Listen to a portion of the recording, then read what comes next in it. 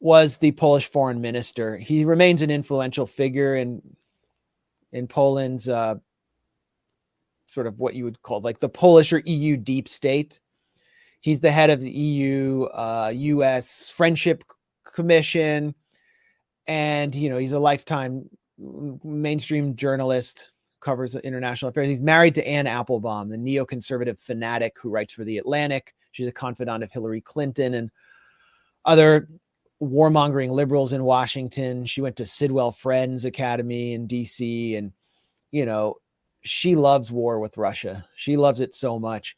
And Radek Sikorski, the day of the Nordstream attack, took to Twitter to tweet, "Thank you, USA," with a picture of the bubbling wreckage. So something really fascinating happened yesterday, which was that Anne Applebaum was confronted by some anti-war activists. And I think this is the first time I've really seen her or anyone in this Beltway media class that's at the center of forming this war narrative actually get confronted on their warmongering, and specifically on the Nord Stream cover-up. And as we said, she's very close to someone who openly celebrated it, who's basically a part of the EU's kind of foreign policy elite. So let's take a look at this. Seymour Hersh has published this expose that the United States was responsible for the destruction of the Nord Stream 1 and 2 pipelines. And yet he's an incredibly decorated journalist. He's been involved in exposing the My Lai massacre in the 1960s. He exposed the fact that the CIA was actually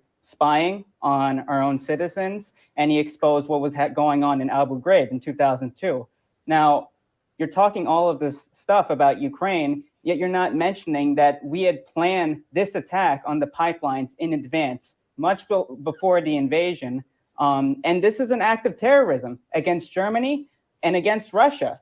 We're violating the sovereignty of one nation, and yet here we are talking about, the Russians are the bad guys. Very true. And what about the sanctions that we put on Syria? There was this horrific earthquake that hit Syria, that hit Turkey. And because of the sanctions, the Caesar sanctions, which we put there, the required aid is not going to them because of our government sanctions and because we're occupying the northwest of that nation right now. So how is it that you can lie to all of us and say we're we're standing for democracy against this aggressor Russia when we're just... Look at this one guy is on his phone in the middle. He doesn't even care. That's a great question. What a great question this is. We're terrorizing people all across the world, and we've destroyed a major piece of infrastructure. I'm running the show, not you. No. I want her to answer the question. Can you call for an international investigation into this Nord Stream sabotage? Can you acknowledge the fact that we've been terrorizing nations across the world, and we do not stand for democracy anymore? I want her to answer that. You want No. Anne Applebaum? I want an answer from Ms. Applebaum. And also, I would like you to wait, one more thing. No. Can you talk about why your husband, Mr. Sikorski, why he put on Twitter, There it is. "Thank you, USA," after we bombed the Nord Stream pipelines? Why did your husband say that? It was a joke. It was a joke? It was a Why joke. did he delete it right after then? Okay. Yeah, okay. You want to know? So What is the joke? What's so funny about that? Okay, so I'm not going to answer I'm that not at going to length. answer that at length. He I mean, the Seymour Hersh article has been debunked repeatedly by many people. How is this full of holes? What are the holes? So I'm not going to go into the details right now. I'm happy to point you to the people who've done it. It's not I haven't followed it. Bellingcat. We can wait for the Swedish and other Baltic. And why aren't they sharing the information with the international community? Great question. They're not going to suppressing defend that my information. You're not going to defend No, my I want her to answer it. We're on the brink of a nuclear war right now because mad people like her are pushing us on the brink of it. I'm sorry, We're sending but over $100 billion to Ukraine. Why won't she answer the question? Why can't I be concerned about the threat of nuclear war? Okay. So you're not going to answer the question? Thank you so much for We're on the brink of nuclear war right now. This You lady are just straight up you are going to manhandles him. kill a She bunch just of physically people. takes him You are out. lying to all these people. Look at Anne Applebaum. She looks like she's like in the box. She's like the defendant in some major serial killer trial, and she's in a glass box there. Thanks. I have a right to be heard. You do. Thanks. What a brave young guy. And very poised too. It's really hard to, when you're confronting someone directly, Yeah. to be so composed and to get out all your points like that, which he did. And that's I don't know who he is or what movie. So that was Kristen Thistlethwaite. Yeah. Props to Kristen.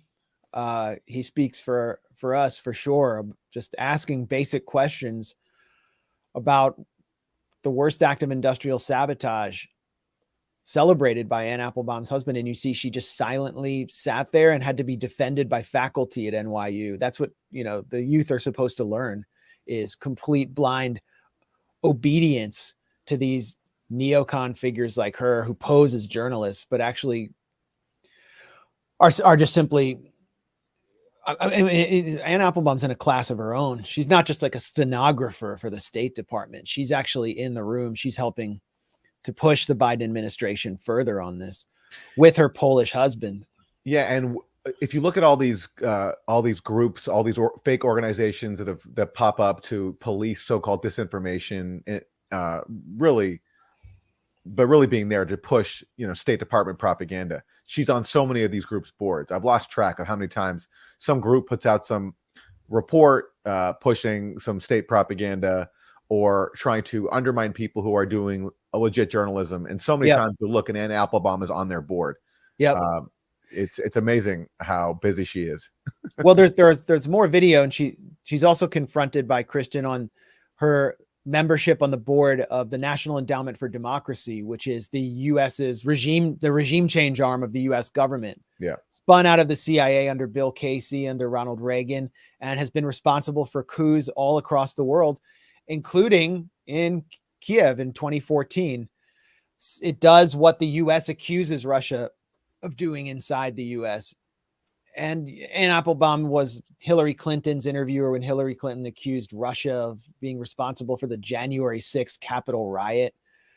And she's all over the place. So this is great. And this is a model for any of you out there who are watching, who want to do journalism.